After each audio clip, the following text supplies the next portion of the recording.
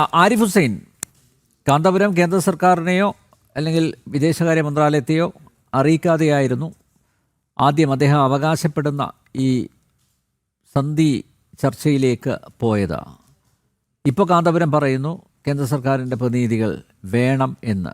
അങ്ങനെ ഒരു ആവശ്യം ഉന്നയിച്ചുകൊണ്ടാണ് രാഷ്ട്രപതിക്കും പ്രധാനമന്ത്രിക്കും കത്തയച്ചത്. എന്തായിരിക്കും കത്തയക്കാനുള്ള സാഹചര്യം? സാഹചര്യം വളരെ വ്യക്തമാണല്ലോ. ഇത് നമ്മൾ ആദ്യം കണ്ടത് എന്താണ്? രാജ്യം തോറ്റെടുത്ത് കാന്തപുരം ജയിച്ചു എന്നാണ് ആദ്യം നമ്മൾ കണ്ടത്. ഇപ്പൊ നമ്മൾ കാണുന്നത് കാന്തപുരം തോറ്റെടുത്ത് രാജ്യം വീണ്ടും ജയിച്ചു എന്നതാണ്. അതാണ് ഇതിൽ സംഭവിച്ചത്. ഈ ഒരു വിഷയം സത്യത്തിൽ ഇങ്ങനെ ഒരു ചർച്ച ചെയ്ത് ഇതുപോലെ ഇരുന്ന് സംസാരിക്കേണ്ട ഒരു വിഷയമേ അല്ല. കാരണം ഇത് ഒന്നാമത്തെ കാര്യം, ഏതൊരു രാജ്യത്തും ഒരു നിയമം ഉണ്ടെങ്കിൽ അത് പാലിക്കുക എന്നുള്ളത് സാമാന്യ ഒരു മര്യാദയാണ്. എന്ന് വെച്ചാൽ അതാണ് അതിന്റെ ബൈ ഡിഫോൾട്ട് സംഭവിക്കേണ്ടത്. അതിപ്പോൾ നമുക്ക് ഇഷ്ടമുണ്ടോ ഇല്ലയോ എന്നുള്ളത് വേറെ വിഷയം. ഇപ്പോൾ നമ്മുടെ നാട്ടിൽ എന്തെങ്കിലും ഒരു കുറ്റകൃത്യം നടക്കുമ്പോൾ, ഇപ്പോൾ ഗോവിന്ദചാമിയുടെ വിഷയം വരുന്നു, അല്ലെങ്കിൽ നിർഭയ കേസൊക്കെ വരുമ്പോൾ നമ്മൾ പറയാറുണ്ട് സൗദിയിലെ നിയമമാണ് നമുക്ക് വേണ്ടത്, അപ്പം തന്നെ കൈവെട്ടണം, അപ്പം തന്നെ തലവെട്ടണം. ഇതൊക്കെ നമ്മൾ ഇവിടെ ഇരുന്ന് നമ്മൾ പറയും.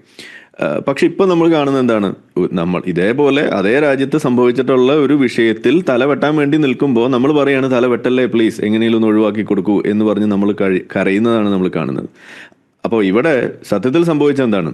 ഒരു വളരെ ക്രൂരമായ ഒരു കൊലപാതകം നടത്തിയ വ്യക്തിയാണ് ഈ പറയുന്ന നിമിഷ എന്ന് പറയുന്നത്. അപ്പോൾ അവിടെ സംഭവിക്കുന്നത്, അവിടുത്തെ നാട്ടിലെ നിയമം അവിടെ നടപ്പിലാകുന്ന ഒരു അവസ്ഥ ഉണ്ടാകുമ്പോൾ അതിനോട് നമുക്ക് ഇഷ്ടപ്പെടാം, അതിനോട് യോജിക്കാം, അത് വിയോജിക്കാം, അതൊക്കെ ഒരു വിഷയമാണെങ്കിലും ആ നാട്ടിലൊരു പൗരൻ എന്ന നിലയ്ക്ക് അവിടെയുള്ള തലാലിന്റെ കുടുംബത്തെ സംബന്ധിച്ചിടത്തോളം അവരുടെ നാട്ടിൽ നിയമം നടപ്പിലാക്കുക എന്നുള്ളതാണ് അവരുടെ ഒരു ആവശ്യം.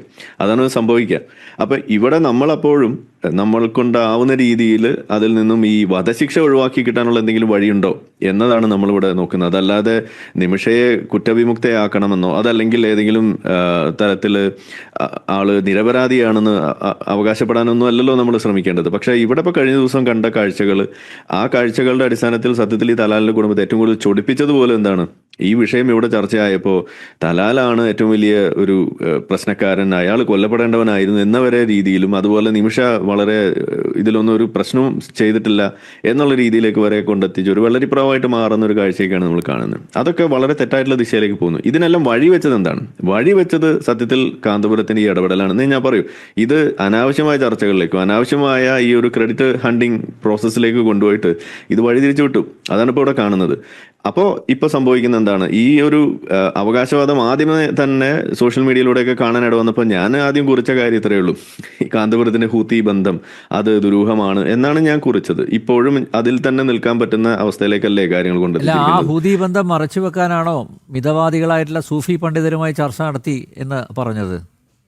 ഇത് പറച്ചിലല്ലേ? ഈ സത്യത്തിൽ അങ്ങനെ ഒരു ചർച്ച നടന്നിട്ടുണ്ടോ? ഇതാണ് നമ്മൾ ചോദിക്കുന്നത്. കാരണം ഇപ്പോ ഈ പറയുന്ന തലാലിന്റെ സഹോദരൻ തന്നെ പുറത്ത് എഴുതി വിട്ട ഈ ഫേസ്ബുക്ക് കുറിപ്പിൽ എഴുതി വെച്ചിരിക്കുന്നത് എന്താണ്?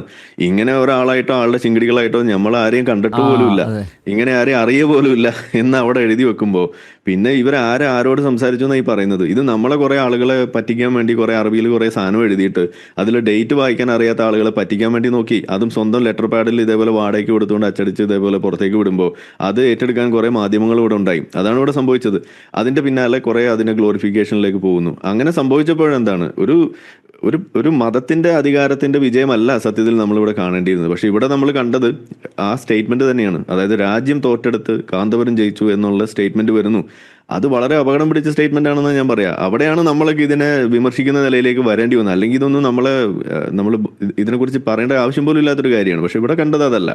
ഇവിടെ രാജ്യത്തിനും അപ്പുറം നമുക്ക് ചില കഴിവുകളുണ്ട്, നമുക്ക് ചില ബന്ധങ്ങളുണ്ട്, അത് ഉപയോഗിച്ചുകൊണ്ട് ഞങ്ങൾ ചില ക്രിയകൾ അവിടെ ചെയ്തിട്ടുണ്ട്, അതിന്റെ പേരിലാണ് ഇത് വന്നത് എന്ന് ഇവിടെ പറഞ്ഞു വെക്കുകയും അത് ഏറ്റെടുക്കാൻ ആളുകൾ ഉണ്ടാവുകയും ചെയ്യുമ്പോൾ അവിടെയാണ് ഈ പറയുന്ന അന്വേഷണവും ഇതിലെ വിമർശനങ്ങളും എല്ലാം ഇവിടെ പുറത്തേക്ക് വരും. ഇന്നിപ്പോൾ ഈ ചർച്ച പോലും വരുന്നത് ആ ഒരു അടിസ്ഥാനത്തിലാണ്. അല്ലെങ്കിൽ ഇതൊന്നും പറയേണ്ട കാര്യം പോലും നമുക്കില്ല.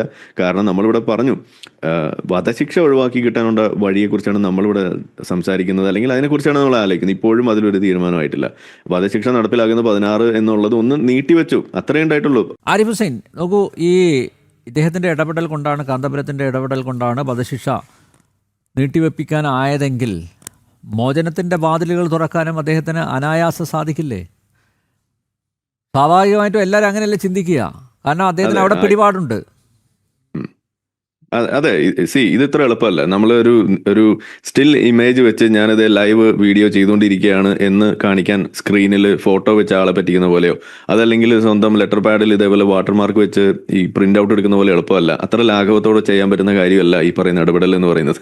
ഇത് ഇപ്പോഴെങ്കിലും കാന്തപുരത്തിന് മനസ്സിലായി കാണും. അതുകൊണ്ടാണ് സത്യത്തിൽ ഇപ്പോൾ കേന്ദ്രം ഓൾറെഡി ഇടപെട്ടുകൊണ്ടിരിക്കുന്നു എന്ന് പറയുകയും ഇവിടുത്തെ എക്സ്റ്റേണൽ അഫയേഴ്സിന്റെ സ്പോക്സ് പേഴ്സൺ പോലും പറഞ്ഞത് എന്താണ്, അങ്ങനെ ഒരാൾ ഇടപെട്ടതായിട്ട് നമുക്ക് അറിവില്ല എന്നും കൂടി പറയുമ്പോൾ സത്യത്തിൽ ഇതിനൊരു ഔദ്യോഗിക ചാനലും ഒരു നാഷണൽ ചാനൽ ഉള്ളപ്പോൾ ആ ചാനൽ ബൈപ്പാസ് ചെയ്തുകൊണ്ട് ഇത് ചെയ്യുക എന്ന് പറയുന്നത് വളരെ നമുക്ക് ഒരിക്കലും യോജിക്കാൻ പറ്റാത്ത ഒരു കീഴ്വഴക്കമാണ്. അത് അനാവശ്യ അല്ലെങ്കിൽ ഒരു എന്താ പറയാ തെറ്റായ രീതിയിലുള്ള ഒരു പോക്കാണത്. അത് നമുക്ക് അതിനോട് പ്രോത്സാഹിപ്പിക്കാൻ കഴിയില്ല. ഇനിയിപ്പോ താങ്കൾ നേരത്തെ ചൂണ്ടിക്കാണിച്ച ഈ ഹൂതി കണക്ഷനൊക്കെ അഥവാ അനാവൃതമാവുകയാണെങ്കിൽ ഉണ്ടാകുന്ന പ്രശ്നങ്ങൾ ഒഴിവാക്കാനാണോ ഇനിയിപ്പോൾ ഇരിക്കട്ടെ കേന്ദ്ര സർക്കാരിൻ്റെ 2 പ്രതിനിധികൾ കൂടി വരട്ടെ അങ്ങനെ ഒരു തീരുമാനത്തിലെത്തിയത്? പറയാൻ അങ്ങനെ പറയുന്നതിൽ തെറ്റൊന്നും ഉണ്ടെന്ന് ഞാൻ പറയില്ല. പക്ഷെ അത് ഉറപ്പുള്ള കാര്യമല്ല, അത് ദുരൂഹമാണെന്നാണ് ഞാൻ പറഞ്ഞത്. അന്വേഷണം വരാനുള്ള സാധ്യത, അല്ലെങ്കിൽ അതൊക്കെ കൂടുതൽ വെളിച്ചത്ത് വരാനുള്ള സാധ്യത, ഇതൊക്കെ അവിടെ ഉണ്ട്. പ്രത്യേകിച്ച് അങ്ങനെ അവിടെയുള്ള പല ഇതുപോലുള്ള നേതാക്കൾക്കും അങ്ങനെയുള്ള കണക്ഷൻസ് ഉണ്ടാവാനുള്ള സാധ്യത ചെറുതല്ല എന്നത് വരുമ്പോൾ സ്വാഭാവികമായിട്ടും അത്തരം മേഖലയിലേക്കും കൂടി അന്വേഷണങ്ങളൊക്കെ പോകാനുള്ള സാധ്യത ഒക്കെ നമുക്ക് തള്ളിക്കളയാൻ കഴിയില്ല. അതൊന്നും നമ്മൾ നിഷേധിക്കുന്നുമില്ല. പക്ഷെ ഇവിടെ ഞാൻ പറഞ്ഞല്ലോ, ഈ തരം ഒരു തലത്തിലേക്ക് ഇതിനെ കൊണ്ടുപോയി ഇത് ചർച്ച അനാവശ്യമായി കൊണ്ടെത്തിച്ച് ഇപ്പോൾ തലാലിന്റെ കുടുംബത്തെ പോലും ഇതിനെ ഒരു ആന്റഗോണിസ്റ്റിക് ആയിട്ട് നിർത്തുന്ന ഒരു നിലയിലേക്ക് കൊണ്ടുവന്നിട്ടുണ്ടെങ്കിൽ അതിൽ വലിയ പങ്ക് വഹിച്ചത് ഈ കാന്തപുരമാണ്. ഇതാണ് ഞാൻ പറയുക, കാന്തപുരമാണ് സത്യത്തിൽ ഇന്നിപ്പോൾ ഈ വിഷയത്തിൽ ഇത്രമാത്രം ഒരു എക്സ്പ്ലോസീവ് ആയിട്ടുള്ള ഒരു അവസ്ഥയിലേക്ക് ഈ സാധനം കൊണ്ടെത്തിച്ചത്, അവരെ കൂടുതൽ ഇതിനകത്ത് പ്രകോപിപ്പിച്ചതെന്ന് വേണമെങ്കിൽ നമുക്ക് പറയാൻ കഴിയും. പല സ്റ്റേറ്റ്മെന്റ്സിന്റെ ഇടയിൽ വന്ന് അങ്ങോട്ടും ഇങ്ങോട്ടും വന്ന് ഇത് ഡീറെയിൽ ചെയ്യുന്ന ഒരു ഘട്ടത്തിലേക്ക് പോയി എന്നേ ഞാൻ പറയുള്ളൂ. ഇതൊന്നും ഇങ്ങനെ അല്ലായിരുന്നു വേണ്ടിയിരുന്നത്. ഇതിന്റെ ചാനൽസിലൂടെ പോയി, കാരണം ഇവിടെ അറിയാലോ 14-ാം തീയതി ആ റിപ്പോർട്ട് കിട്ടുന്നത്, ആ ഒരു കോർട്ടിന്റെ എക്സ്റ്റൻഷൻ ഓർഡർ വരുന്നത് എങ്ങനെയാണ്, ഈ കുട്ടിയുടെ അമ്മ കോടതിയിൽ കൊടുത്ത അപ്ലിക്കേഷന്റെ ഭാഗമായിട്ടാണ്. ആ സംഗതിയാണ് ഇവിടെ ഉണ്ടായിരിക്കെ ഇദ്ദേഹം വന്നിട്ട് പറയുന്നത്, ഞാൻ ജഡ്ജിയോട് വിളിച്ച് കാര്യം സംസാരിച്ചിട്ടുണ്ട്, അത് എക്സ്റ്റെൻഡ് ചെയ്തിട്ടുണ്ട്. അതെങ്ങനെയാ സാധിക്കുക? ഒരു കോടതി അങ്ങനെ ഏതെങ്കിലും മുല്ലാക്ക വിളിച്ച് പറയുന്നത് കേട്ടിട്ട് എക്സ്റ്റെൻഡ് ചെയ്യാൻ? ഇത് കേരളത്തിലെ അവസ്ഥ പോലെ അല്ലല്ലോ അവിടെ കാര്യങ്ങളുള്ളത്. ഇതൊക്കെ ആരെയാണ് ഈ പറഞ്ഞു പറ്റിക്കാൻ വേണ്ടി നോക്കണത്? ഇതൊക്കെ വിശ്വസിക്കുന്ന കുറെ മാധ്യമ മണ്ടന്മാർ ഇവിടെ ഉണ്ടല്ലോ എന്നാണ് ഞാൻ ആലോചിച്ചു പോയത് ഇതൊക്കെ കണ്ടപ്പോൾ. നമുക്കൊരു പ്രശ്നത്തിലേക്ക് കൂടി പോവാം. മാഹിയിൽ നിന്ന് ഉത്തമൻ, എന്താണ് താങ്കളുടെ അഭിപ്രായം? എന്റെ അഭിപ്രായം, കാന്തപുരം പറഞ്ഞിട്ട് ഇത് നീട്ടിവെക്കാൻ പറ്റിയിട്ടുണ്ടെങ്കിൽ പിന്നെ കാന്തപുരത്തിന് തന്നെ ഇത് റെഡിയാക്കിയാൽ പോരെ, അവരെ ഇങ്ങോട്ട് കൊണ്ടുവരാനുള്ള ചെയ്താൽ പോരെ. പിന്നെ അദ്ദേഹത്തിനാണ് പ്രസിഡന്റിനും പ്രധാനമന്ത്രിക്കും കത്തയക്കേണ്ട ആവശ്യം? ഇങ്ങനത്തെ ഊച്ചകളൊക്കെ വെടിവെച്ച് കൊല്ലേണ്ട സമയം കഴിഞ്ഞിരിക്കുന്നു നാട്ടിൽ. കാരണം ഭാരതത്തിനറിയില്ലേ, ഭാരതത്തിലെ ഭരിക്കുന്ന ആൾക്കാർക്ക് അറിയില്ലേ എന്ത് ചെയ്യണം എന്നുള്ളത്? അതെ, വളരെ പ്രധാനപ്പെട്ട ഒരു ചോദ്യമാണ് അത്. ഭാരതം ഭരിക്കുന്ന ആൾക്കാർക്ക് അറിയില്ലേ, ഭാരതം ഭരിക്കുന്നവർ ഇങ്ങനെ ഇത് ചെയ്തുകൊണ്ടിരിക്കുകയല്ലേ. പിന്നെ അതിനിടയ്ക്ക് ഈ കാന്തപുരത്തിനെ പോലുള്ള ആൾക്കാർ എന്തിനാ ഇടപെടേണ്ട ആവശ്യം ഇതില്? അവിടെ ഒരു കാര്യം ആഡ് ചെയ്യാനുണ്ട്. പറഞ്ഞോളൂ. കാന്തപുരത്തെ പോലുള്ള ആളുകൾ ഇടപെടുന്നതിനോട് നമുക്ക് വിയോജിപ്പൊന്നുമില്ല. ഇടപെട്ട് എന്തെങ്കിലും ഗുണം ഉണ്ടാവുന്നതിനോട് നമുക്ക് യോജിപ്പേ ഉള്ളൂ. പക്ഷെ അത് രാജ്യം തോറ്റെടുത്ത് കാന്തപുരം ജയിച്ചു എന്ന നിലയിലേക്ക് കൊണ്ടെത്തിക്കുകയും ഇവിടെ രാജ്യ നിയമത്തിന് അതീതമായിട്ട്, രാജ്യ സംവിധാനങ്ങൾക്ക് അതീതമായിട്ട് ഒരു മതസ്ഥാപനത്തിനും മതവ്യക്തികൾക്കും ഇതുപോലെ ഇടപെടാൻ സാധിക്കുന്ന ഒരു സംവിധാനം ഇവിടെ നിലനിൽക്കുന്നു എന്നത് നോർമലൈസ് ചെയ്യുന്ന, അല്ലെങ്കിൽ അത് ചെയ്തു കൊടുക്കുന്ന, അതിന് ആക്സെപ്റ്റൻസ് കിട്ടുന്ന ഒരു അവസ്ഥ സൃഷ്ടിക്കുക എന്ന് പറയുന്നത് അത് അപകടകരമാണ്. അതിനോടാണ് നമുക്ക് വിയോജിപ്പുള്ളത്. കാന്തപുരം എന്നല്ല, XYZ ആരിടപെട്ടിട്ടായാലും ഈ പറയുന്ന വധശിക്ഷ ഒഴിവാക്കി കിട്ടിയാൽ നമുക്ക് അതിനോട് യോജിപ്പേ ഉള്ളൂ. അതാണ് നമ്മൾ ആഗ്രഹിക്കുന്നത്, അത് കുറഞ്ഞു കിട്ടിയാൽ അത്രയും നല്ലത്. പക്ഷെ ഇവിടെ അതൊന്നുമല്ല. ഇവിടെ അനാവശ്യമായ ക്രെഡിറ്റ് എടുക്കല്, ചെയ്യാത്ത പണി ചെയ്തു എന്ന് പറയല്, അതിന്റെ പേരിൽ താൻ ചെയ്തതുകൊണ്ട് ഞാനില്ലായിരുന്നെങ്കിൽ ഇവിടെ വെള്ളപ്പൊക്കം ആയേനെന്ന് പറയുക, ഈ രീതിയിലുള്ള കാര്യങ്ങൾ കൊണ്ടുപോയതുകൊണ്ടാണ് ഈ വിഷയം വരുന്നത്. മാത്രമല്ല ഇപ്പൊ ഈ സംസാരിച്ച പ്രേക്ഷകൻ പറഞ്ഞ പോലെ വെടിവെച്ച് കൊല്ലണം എന്നൊക്കെ പറയുന്നത് കുറച്ച് കടന്നു കൈയാണ്. അങ്ങനെയൊന്നും അല്ല ഇതിനെ കാണേണ്ടതെന്ന് ഞാൻ പറയുള്ളൂ.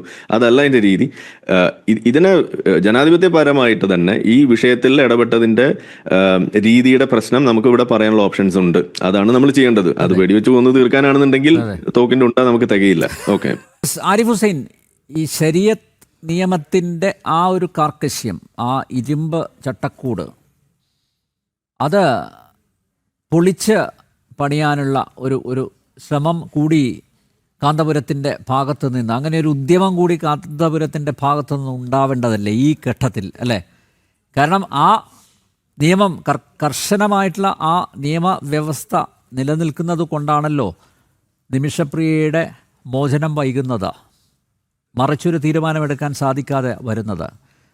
അതുകൊണ്ട് ഇത്തരം ഘട്ടങ്ങളിൽ എങ്കിലും അല്ലേ ഈ ശരീഅത്ത് നിയമത്തിൽ ഒരു ഭേദഗതി വരുത്തുന്നതിനെക്കുറിച്ച് കാന്തപുരത്തെ പോലുള്ള മതപണ്ഡിതർ ആലോചിക്കേണ്ട സമയം അതിക്രമിച്ചില്ലേ? ശരീഅത്ത് നിയമത്തിൽ അല്ലെങ്കിൽ ശരീഅത്തിൽ ഒരു പരിഷ്കരണം എന്ന് പറയുന്ന സംഗതി ഇസ്ലാമികമായിട്ട് നിലനിൽക്കുന്ന കാര്യമല്ല ഒന്ന്. എന്നാലും ഇന്ന് ഈ ഒരു സാഹചര്യത്തിൽ ഞാൻ ആ ഒരു വിഷയം അധികം സംസാരിക്കാൻ ഇഷ്ടപ്പെടുന്നില്ല. കാരണം എന്താന്ന് വെച്ചാൽ അത് ഒരു ഔചിത്യക്കുറവുണ്ട്. കാരണം ഇവിടെ ഞാൻ തുടക്കത്തിൽ പറഞ്ഞ പോലെ ഏതൊരു നാട്ടിലും ഒരു നിയമം ഉണ്ടെങ്കിൽ എന്താണ് ദ റൂൾ ഓഫ് ലോ എന്ന് പറയുന്ന സംഗതി നമ്മൾ എങ്ങനെയാണോ ഉയർത്തി വെക്കുന്നത് അത് എല്ലാ ആളുകളും ഉയർത്തി വെക്കുന്ന കാര്യമാണ്. ഇപ്പൊ ഒരു ഉദാഹരണം പറഞ്ഞാൽ ഇപ്പോൾ നമുക്കറിയാം ഈ ശരീഅത്തിന്റെ ഒരുപാട് പ്രശ്നങ്ങൾ നമ്മൾ പറയാറുണ്ട്.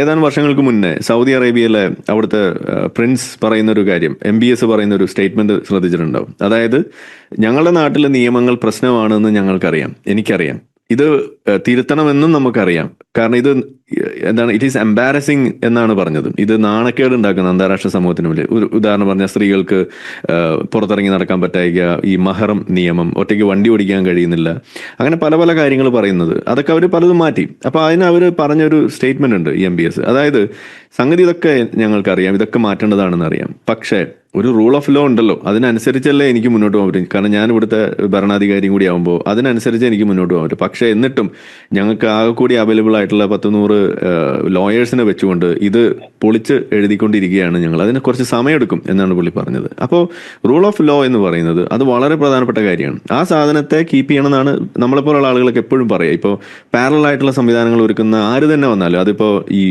എന്താണ് ഇസ്ലാമിക തീവ്രവാദികളായാലും ഈ വലതുപക്ഷം തീവ്രവാദികളായാലും എല്ലാവരോടും നമ്മൾ ഒരേപോലെ പറയുന്ന കാര്യമാണ്, പാരലൽ സംവിധാനങ്ങൾ ഒരുക്കുക എന്ന് പറയുന്നത് അത് രാഷ്ട്രത്തിന്റെ നിലനിൽപ്പിനെ ബാധിക്കുന്ന വിഷയമാണ്.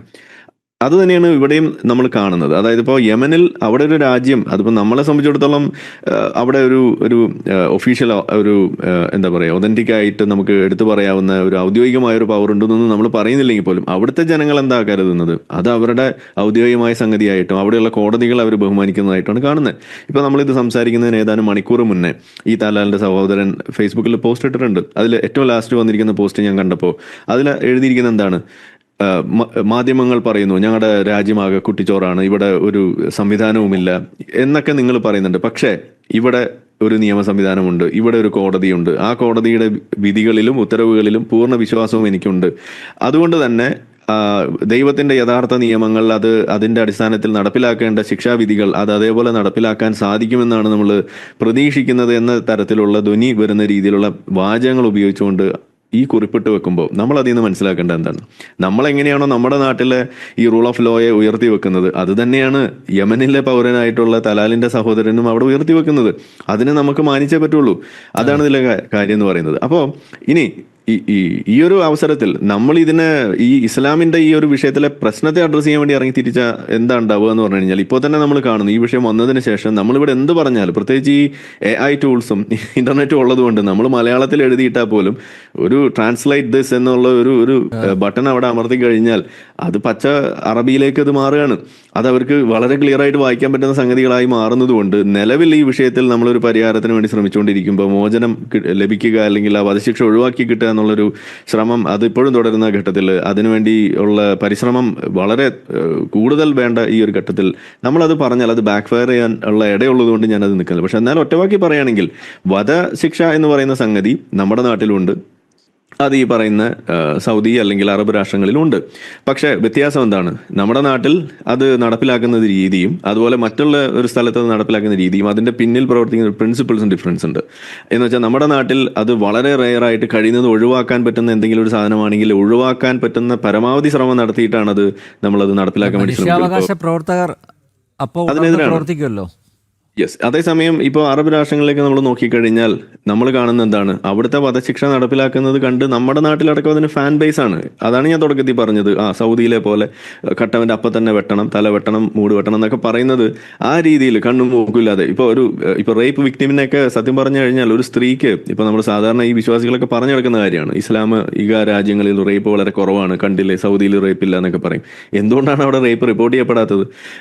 റേപ്പ് അവിടെ നടക്കുന്നുണ്ട്, പക്ഷെ അവിടെ അത് റിപ്പോർട്ട് ചെയ്യാൻ ചെല്ലുമ്പോൾ സ്ത്രീകളുടെ മേലെ കൂടുതൽ ഭാരമാണ്. എന്താണ് ആ ഭാരം? 4 സാക്ഷികളുമായിട്ട് ചെല്ലണം. ഈ 4 സാക്ഷി ഇല്ലാന്നുണ്ടെങ്കിൽ റിപ്പോർട്ട് ചെയ്യാൻ വേണ്ടി പോയ സ്ത്രീയെ പിടിച്ച് ശിക്ഷിക്കും. അപ്പോൾ എന്താ അവിടെ സംഭവിക്കുക? ഈ സ്ത്രീകൾ റിപ്പോർട്ട് ചെയ്യില്ല. ഇതാണ് പലപ്പോഴും സംഭവിക്കുന്നത്. ഇനി അഥവാ ഈ പെൺകുട്ടി അവിടെ ഗർഭിണിയായിട്ടുണ്ടെന്ന് വിചാരിക്കുക, അപ്പോൾ ശിക്ഷ രണ്ടുപേർക്കും കിട്ടും. അതായത് ഇനിയിപ്പോൾ സാക്ഷിയുണ്ട്, ഒക്കെ ശരിയാണ് എന്ന് വന്നാൽ പോലും ഈ കുട്ടികളെ ഉണ്ടായി അത് വ്യഭിചാരത്തിന്റെ ഈ ചാട്ടവാറിന്റെ അടിയും കൂടി ഈ പെണ്ണിനും കൂടി കിട്ടുന്ന അവസ്ഥയാണ് വരിക. അപ്പൊ ഇതൊക്കെ പേടിച്ചിട്ട് ആളുകൾ ഇത് ഒളിപ്പിച്ചു വെക്കുകയും മിണ്ടാതിരിക്കുകയൊക്കെയാണ് പലപ്പോഴും സംഭവിക്കുന്നത്. അതാണ് ഈ റിപ്പോർട്ട് ചെയ്യുന്നില്ല എന്ന് പറയുന്നത്. നമ്മൾ ചോദിക്കുന്നത് ഈ പറയുന്ന നിയമങ്ങൾ നമ്മുടെ നാട്ടിൽ വേണമെന്നാണോ ഈ ഫാൻ ബേസ് വെച്ച് നടക്കുന്ന ആളുകളോട് നമുക്ക് ചോദിക്കാനുള്ളത്? അതാണോ നിങ്ങൾ ആഗ്രഹിക്കുന്നത്? അല്ല. ഇവിടെ നമ്മൾ റൂൾ ഓഫ് ലോ ഉണ്ട് എന്ന് പറയുമ്പോഴും അത് മാന്യമായ രീതിയിലും അതൊരു റെസ്റ്റോറേറ്റീവ് ജസ്റ്റിസ് എന്നുള്ള രീതിയിൽ അല്ലെങ്കിൽ റീഹാബിലിറ്റേറ്റീവ് ജസ്റ്റിസ് എന്നുള്ള രീതിയിൽ വേണമെന്നാണ് നമ്മൾ പറയുന്നത്. ഇതുകൊണ്ട് സമൂഹത്തിൽ മാറ്റമാണ് നമ്മൾ പ്രതീക്ഷിക്കുന്നത്. വെസ്റ്റേൺ രാജ്യങ്ങളിൽ നമ്മൾ പറയുന്നു ജയിലുകൾ അടച്ചുപൂട്ടുന്നതിനെ കുറിച്ച്, അവിടുത്തെ ഇൻമേറ്റ്സിന്റെ എണ്ണം കുറയുന്നതിനെ കുറിച്ചൊക്കെ നമ്മൾ പറയാറുണ്ടായിരുന്നു. അതാണ് നമ്മൾ പ്രതീക്ഷിക്കുന്നത്. അപ്പൊ ഇതിന് പകരം നമ്മളിവിടെ കാണുന്നത് ഇത്തരത്തിലുള്ള ഒരു വാദമാകുമ്പോൾ ഒരു സ്കോപ്പ് അവിടെ കിടപ്പുണ്ട്. ഈ വിഷയത്തിന്റെ പ്രാധാന്യം, ഇതിന്റെ കാടത്തം എത്രത്തോളം ഉണ്ട് എന്നുള്ളത് ചർച്ച ചെയ്യാനുള്ള ഒരു അവസരം ഇതിലുണ്ട്. പക്ഷെ അതിപ്പോൾ നമ്മൾ ഉപയോഗിക്കുന്നില്ല. അതവിടെ റിസർവ് ചെയ്ത് വെച്ചിരിക്കുകയാണ്. വൈകാതെ ഇതിന്റെ ഒരു ഫൈനൽ പിക്ചർ വന്നു കഴിയുമ്പോൾ നമുക്ക് അതിനെക്കുറിച്ച് ചർച്ച ചെയ്യാമെന്നാണ് ഞാൻ വിചാരിക്കുന്നത്. അതെ, അറബിയിലേക്ക് ട്രാൻസ്ലേറ്റ് ചെയ്യപ്പെട്ട് കഴിഞ്ഞാൽ എനിക്ക് കൂടുതൽ തീർച്ചയായും അപകടം ക്ഷണിച്ചു വരുത്തണ്ട. ഓക്കെ ആരിഫ്, നമുക്ക് കൺക്ലൂഡ് ചെയ്യാം. ഞാൻ കൺക്ലൂഡ് ചെയ്യാൻ വേണ്ടി ഉപയോഗിക്കുന്നത് നമ്മളെ തലാലിന്റെ സഹോദരൻ അബ്ദുൽ ഫത്താഹ് മഹദി തന്നെ പോസ്റ്റ് ചെയ്തിട്ടുള്ള ഒരു വാചകം ഉപയോഗിച്ചിട്ടാണ്. അതിൽ അദ്ദേഹം 17 മണിക്കൂർ മുന്നായിട്ടിരിക്കുന്ന ഒരു പോസ്റ്റ് ഇങ്ങനെയാണ്: Indian source, the Indian nurse will be released soon. A Yemeni source which is me, എന്ന് വെച്ചാൽ പുള്ളി തന്നെ. എന്താണ് അത് പറയുന്നത്? The Indian disease will soon be executed എന്നാണ് അതിന്റെ തർജ്ജമ പറഞ്ഞു വെച്ചിരിക്കുന്നത്. എന്ന് വെച്ചാൽ പുള്ളി ഈ പറയുന്ന സംഗതിയിൽ എക്സിക്യൂഷൻ അല്ലാതെ വേറെ ഒന്നും അവിടെ പ്രതീക്ഷിക്കുന്നില്ല, അതിനകത്തൊന്നും കാണുന്നില്ല എന്നാണ് പറഞ്ഞു വെച്ചിരിക്കുന്നത്. ഇതിന്റെ ഇടയിലാണ് നമ്മളിപ്പോൾ ഈ കാണുന്ന തരത്തിലുള്ള കാന്തപുരത്തിന്റെ ഇടപെടലായിട്ടും അതുപോലെ മറ്റു പല സംഗതികളായിട്ട് പറയുകയും അതിൽ അനാവശ്യ മുതലെടുപ്പുകൾ നടത്തുകയും വഴിതിരിച്ചു വിടുന്ന അവസ്ഥ ഉണ്ടാവുകയും അവസാനം ഈ കാന്തപുരം തോറ്റെടുത്ത് ഇന്നിപ്പോൾ വീണ്ടും രാജ്യം ജയിക്കുന്ന ഒരു അവസ്ഥ ഉണ്ടാവുകയും ചെയ്തത്. അതിൽ നമ്മൾ പറയുന്നു ആ വിഷയത്തിൽ ഇനി ചെയ്യാൻ കഴിയും ഇന്ത്യക്ക് മാത്രമാണെന്നുള്ളൊരു തിരിച്ചറിവാണ് അവിടെ വരുന്നത്. ഇത് തന്നെയായിരുന്നു തുടക്കത്തിലും വേണ്ടിയിരുന്നത്. അതിനെ ബൈപ്പാസ് ചെയ്യാൻ നോക്കി ഇന്ന് വിഷയം തന്നെ വഴിതിരിച്ചുവിടുന്ന അവസ്ഥയിലേക്ക് ഉണ്ടാക്കിയതിൽ പൂർണ്ണ ഉത്തരവാദിത്തം കാന്തപുരത്തിന്റെ ശിങ്കടികളും ഏറ്റെടുക്കണം എന്നും കൂടിയാണ് എനിക്കിവിടെ പറഞ്ഞു വെക്കാനുള്ളത്. ഇത് വേണ്ടാത്ത ആവശ്യമില്ലാത്ത ഒരു ഇടപെടലായി പോയി.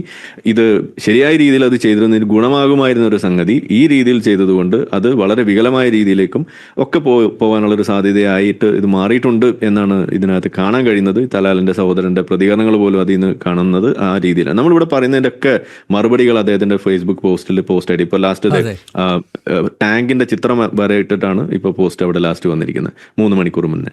ഈ രീതിയിലേക്ക് വരെ കാര്യങ്ങൾ കൊണ്ടെത്തിച്ചിട്ടുണ്ട്. അപ്പോൾ ഏതായാലും വധശിക്ഷ ലഭിക്കുന്നത് അത് അതിൽ നിന്നൊരു ഒഴിവ് കിട്ടാൻ സാധിക്കുമെങ്കിൽ ആകട്ടെ, അത് തന്നെയാണ് നമ്മളെ പ്രതീക്ഷ. വധശിക്ഷയോടൊപ്പമല്ല, അത് ഇന്ത്യയിലായാലും ശരി അവിടെ ആയാലും ശരി നമുക്കത് തന്നെയാണ് പറയുന്നത്. അതേസമയം നിമിഷ ഒരു നിരപരാധിയാണെന്നൊന്നും പറയാൻ ഞാനില്ല. ചെയ്ത കുറ്റത്തിനുള്ള ശിക്ഷ ലഭിക്കുക തന്നെ വേണം. പക്ഷെ അത് വധശിക്ഷയിൽ കുറഞ്ഞുള്ളത് എന്ത് തന്നെ ആയാലും അതാകട്ടെ എന്നാണ് നമുക്ക് പറഞ്ഞത്. ആരിഫ്, എത്രയെത്ര ജനീൻ കേസസ് ഉണ്ട് അല്ലേ? ഒരു തെറ്റും ചെയ്യാതെ ശിക്ഷ അനുഭവിക്കുന്നവരില്ലേ? അതെ, ഞാൻ ആ വ്യക്തിയുടെ പേര് ഓർമ്മയില്ല. പക്ഷെ ആ വ്യക്തി ഇതുപോലെ ഒരു മയക്കുമരുന്ന് കേസിൽ വേറൊരാൾ ചതിക്കപ്പെട്ടിട്ട് ഇവിടെ ജയിലിൽ കടന്ന് അയാൾ കൊല്ലപ്പെട്ടു. ആ കൊല്ലപ്പെടുന്നതിന് മുന്നേ, മരിക്കുന്നതിന് മുന്നേ അദ്ദേഹത്തിന്റെ ഉമ്മ ഞങ്ങൾക്ക് അയച്ചു തന്നിട്ടുള്ള വോയിസ് മെസ്സേജ് നമ്മുടെ കയ്യിലുണ്ട്, എന്തെങ്കിലും ചെയ്യാൻ പറ്റുമോ എന്നൊക്കെ ചോദിച്ചിട്ട് ഒന്നും ചെയ്യാൻ കഴിയുന്നില്ല. അതിന് മുന്നേ തന്നെ അവിടെ വധശിക്ഷ നടപ്പിലാക്കി കഴിഞ്ഞു. ഇതേപോലെ എത്ര ആളുകൾ അവിടെ നിരപരാധികളായിട്ടുള്ള ആളുകൾ കിടക്കുന്നുണ്ട്. അപ്പോഴാണ് ഇതേപോലെയുള്ള കുറ്റകൃത്യത്തിന് പിടിച്ച് അതിൽ കുറ്റസമ്മതം നടത്തിയ ആളുകൾക്ക് വേണ്ടിയിട്ട് നമ്മൾ ചെയ്യുന്നത്. അതിന് വേണ്ടിയിട്ട് ഇതുപോലെ ഇറങ്ങിത്തിരിക്കുന്ന ആളുകൾ, എന്നിട്ട് അത് വെച്ച് മതം പോലും ഇവിടെ പ്രചരിപ്പിക്കുന്ന അവസ്ഥ ഉണ്ടാകുന്നു. ചില ഉസ്താദുമാരൊക്കെ ഇറങ്ങി തിരിച്ചിട്ടുണ്ട്. അവർ പറയുന്നത് കണ്ടില്ല, ഇസ്ലാമിന്റെ മേന്മയാണെന്ന് പറയുന്നത്. ഇതിനെല്ലാം വഴിവെക്കുന്ന രീതിയിലേക്ക് ഈ വിഷയത്തെ കൊണ്ടുപോകാൻ ഒരു ചരക്കാക്കി മാറ്റിയിരിക്കുകയാണ് സത്യത്തിൽ ഈ വിഷയത്തെ എന്ന് പറയുമ്പോൾ വിഷമമുണ്ട് എന്നുള്ളതാണ്. കാരണം ഇത് വെച്ചിട്ട് നമ്മളിത് പറയുമ്പോൾ നമ്മളെ മുസ്ലിം വിരുദ്ധനായിട്ട് ഇസ്ലാം വിരുദ്ധനൊക്കെ ആയിട്ട് ചിത്രീകരിക്കും. പക്ഷെ ഇതൊക്കെ ചെയ്തു കൂട്ടുന്നത് ഇവർ തന്നെയാണ്. നമുക്കിത് പറയാതിരിക്കാൻ കഴിയില്ല, ഇതിനെ വിമർശിക്കാതിരിക്കാൻ കഴിയില്ല എന്നുള്ളത് തന്നെയാണ്. നമ്മളെ വീഡിയോ കണ്ടുകൊണ്ടിരിക്കുന്ന ആളുകൾ ചാനൽ സബ്സ്ക്രൈബ് ചെയ്തിട്ടില്ല എന്നുണ്ടെങ്കിൽ അത് ചെയ്ത് നമ്മളെ സപ്പോർട്ട് ചെയ്യുക. മറ്റു രീതിയിൽ സപ്പോർട്ട് ചെയ്യാൻ ആഗ്രഹിക്കുന്ന ആളുകൾക്ക് അതിൻ്റെ ഡീറ്റെയിൽസ് ഡിസ്ക്രിപ്ഷനിലുണ്ട്. നിങ്ങളുടെ ഓരോ ലൈക്കും ഷെയറും അതുപോലെ കമൻ്റ് ഇടുന്നതും ഈ വീഡിയോ അതിൻ്റെ താഴെ വരുന്ന കമൻറ്റുകൾക്ക് നിങ്ങൾ പ്രതികരിക്കുന്നതെല്ലാം തന്നെ വീഡിയോയുടെ റീച്ച് കൂടുന്നതിന് വലിയ തോതിൽ ഉപകാരപ്പെടുന്ന സംഗതിയാണ്. അപ്പോൾ അതുകൊണ്ട് അതിൽ നിങ്ങൾ ഏർപ്പെടണം എന്നും കൂടി ഞാൻ അഭ്യർത്ഥിക്കുകയാണ്. മറ്റുള്ള രീതിയിലുള്ള സപ്പോർട്ട് തുടർന്നും നിങ്ങളുടെ ഭാഗത്തുനിന്നുണ്ടാവും എന്ന് പ്രതീക്ഷിക്കുന്നു.